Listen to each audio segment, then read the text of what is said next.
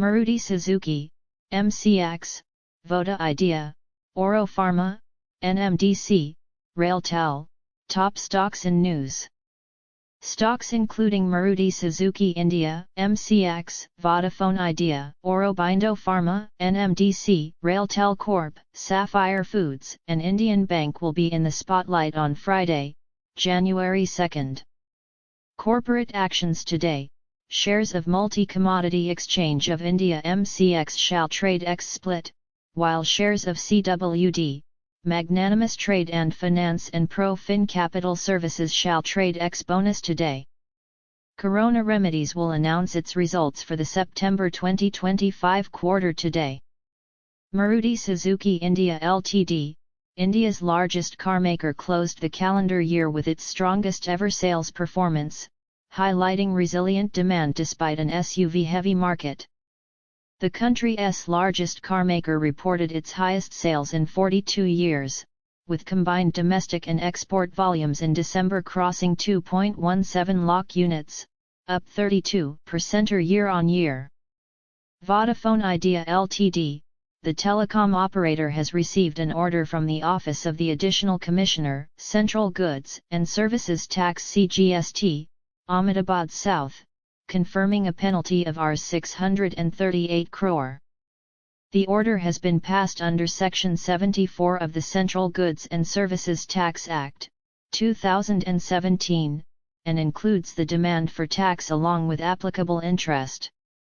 NMDC, the state-run miner, produced 5.40 MT in December 2025, up 14.7% from 4.71 MT in the year-ago period.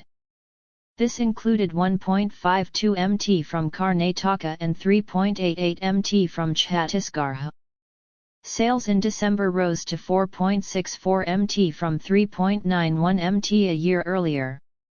Chhattisgarh accounted for 3.21 MT, while Karnataka contributed 1.43 MT. Sapphire Foods India, the KFC and Pizza Hut operator, is set to merge into Devyani International, which also operates the QSR chains in the country. Devyani will issue 177 shares for every 100 shares of Sapphire as part of the deal, and it expects annual synergies of Rs 210 crore to Rs 225 crore from the second full year of operations. Aurobindo Pharma, the pharma company's wholly owned arm, Auro Pharma, has acquired the branded non-oncology prescription formulations business of Khandelwal Laboratories on a going concern basis. The all-cash transaction is valued at Rs 325 crore. The acquisition was completed through a business transfer agreement (BTA) and is effective from January 1, 2026. RailTel Corporation of India, the state-run railway company, has received a letter of acceptance (LOA) from the Assam Health Infrastructure Development and Management Society (AHIDMS) for the procurement, implementation, and maintenance of a hospital management information system (HMIS). The estimated size of the order is Rs 56.71 crore. Indian Bank, the state-run bank, reported double-digit year-on-year growth in key balance sheet metrics for the third quarter of FY26.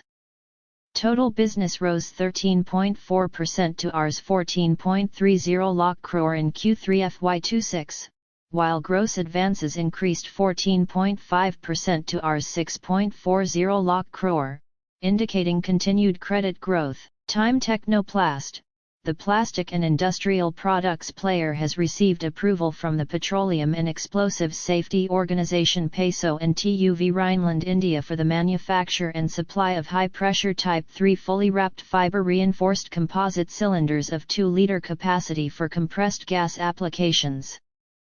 MOIL, the state-owned metal player, announced the fixation and revision of prices for various grades of manganese ore and other products for the quarter January-March 2026, with the updated rates effective from January 1. All ferro grades of manganese ore with manganese content of Mn 44% and above have been increased by 3% over prices. South Indian Bank, the Kerala-based private lender, reported steady business momentum for the December quarter, with double-digit growth in both advances and deposits, supported by a healthy rise in CASA balances. Its gross advances rose 11.27% YoY to Rs 96,765 crore as of December 31, 2025. Akzo Nobel India, the paints and coatings maker, has received an order from the Karnataka GST Department revising the pending tax demand for the financial year 2018-19. The matter relates to a show cause notice issued by the Karnataka GST Department on June 27, 2025, which had proposed a total demand of Rs 176.65 crore. Electra Green Tech, the automobile firm, has declared December 31, 2025, as the commercial operation date for its greenfield electric vehicle EV manufacturing facility in Hyderabad, with an annual per-shift production capacity of 2,500 buses. This Phase I capacity achievement of 2,500 buses per annum represents 50% of the planned per-shift annual capacity of 5,000 buses. Punjab and Sind Bank, the PSU lender, reported steady business growth for the quarter ended December 31, 2025, as per provisional figures.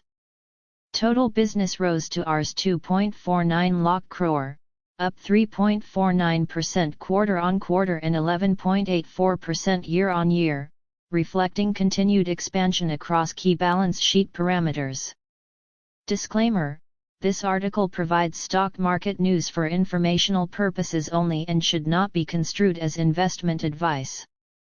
Readers are encouraged to consult with a qualified financial advisor before making any investment decisions.